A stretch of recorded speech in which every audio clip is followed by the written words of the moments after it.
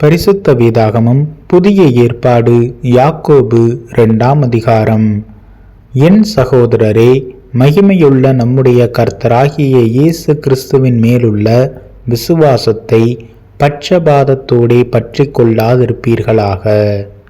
ஏனெனில் பொன் மோதிரமும் மினுக்குள்ள வஸ்திரமும் தரித்திருக்கிற ஒரு மனுஷனும் கந்தையான வஸ்திரம் தரித்திருக்கிற ஒரு தரித்திரனும் உங்கள் ஆலயத்தில் வரும்போது, மினுக்குள்ள வஸ்திரம் தரித்தவனை கண்ணோக்கி, நீர் இந்த நல்ல இடத்தில் உட்காரும் என்றும், தரித்திரனை பார்த்து, நீ அங்கே நில்லு அல்லது இங்கே என் பாதப்படி அண்டையிலே உட்காரு என்றும் நீங்கள் சொன்னால், உங்களுக்குள்ளே போதகம் பண்ணி தகாத சிந்தைகளோடே நிதானிக்கிறவர்களாய் இருப்பீர்கள் அல்லவா. என் பிரியமான சகோதரரே, கேளுங்கள். தேவன் இவ்வுலகத்தின் தரித்திரரை விசுவாசத்தில் ஐஸ்வர்யவான்களாகவும் தம்மிடத்தில் அன்பு கூறுகிறவர்களுக்கு தாம் வாக்குத்தத்தம் பண்ணின ராஜ்யத்தை சுதந்திரிக்கிறவர்களாகவும் தெரிந்து கொள்ளவில்லையா? நீங்களோ தரித்திரரை கனவீனம் பண்ணுகிறீர்கள். ஐஸ்வர்யவான்கள் அல்லவோ உங்களை ஒடுக்குகிறார்கள். அவர்கள் அல்லவோ உங்களை நியாயாசனங்களுக்கு முன்பாக இழுக்கிறார்கள்.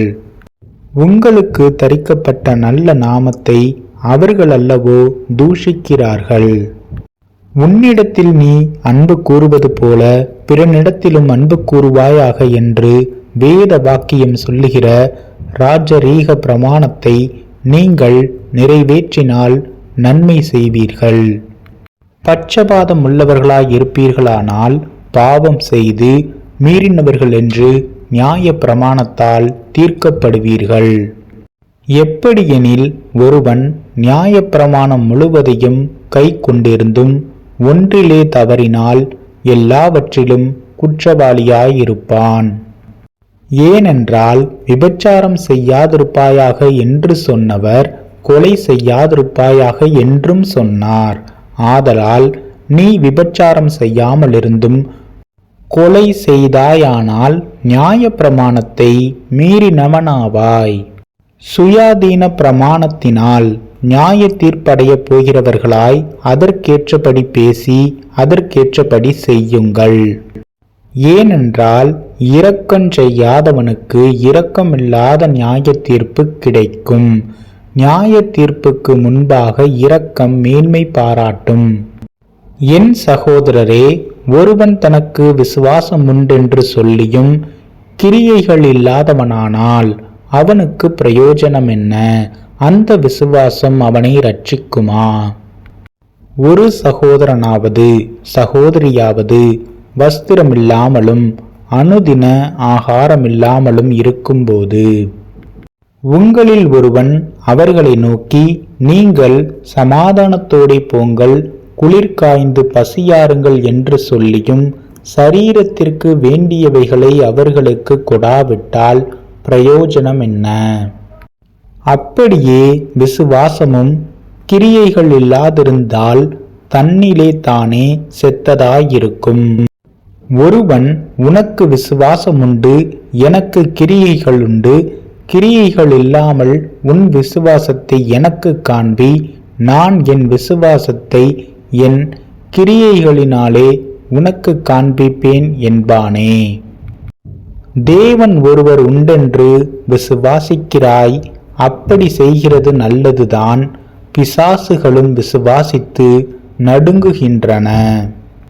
வீணான மனுஷனே, கிரியைகள் இல்லாத விசுவாசம் செத்ததென்று நீ அறிய வேண்டுமோ? நம்முடைய பிதாவாகிய ஆபிரகாம் தன் குமாரன் ஈசாக்கை பலிபீடத்தின் மேல் செலுத்தின போது கிரியைகளினாலே அல்லவோ நீதிமானாக்கப்பட்டான். விசுவாசம் அவனுடைய கிரியைகளோடே கூட முயற்சி செய்து கிரியைகளினாலே விசுவாசம் பூரணப்பட்டதென்று காண்கிறாயே. அப்படியே ஆபிரகாம் தேவனை விசுவாசித்தான், அது அவனுக்கு நீதியாக எண்ணப்பட்டது என்கிற வேத வாக்கியம் நிறைவேறிற்று. அவன் தேவனுடைய சிநேகிதன் எனப்பட்டான். ஆதலால் மனுஷன் விசுவாசத்தினாலே மாத்திரமல்ல கிரியைகளினாலேயும் நீதிமானாக்கப்படுகிறான் என்று நீங்கள் காண்கிறீர்களே. அந்தப்படியே ராகாப் என்னும் வேசியும் தூதர்களை ஏற்றுக்கொண்டு வேறு வழியாய் அனுப்பிவிட்ட போது கிரியைகளினாலே அல்லவோ நீதியுள்ளவளாக்கப்பட்டாள். அப்படியே ஆவியில்லாத சரீரம் செத்ததாய் இருக்கிறது போல கிரியைகள் இல்லாத விசுவாசமும் செத்ததாய் இருக்கிறது.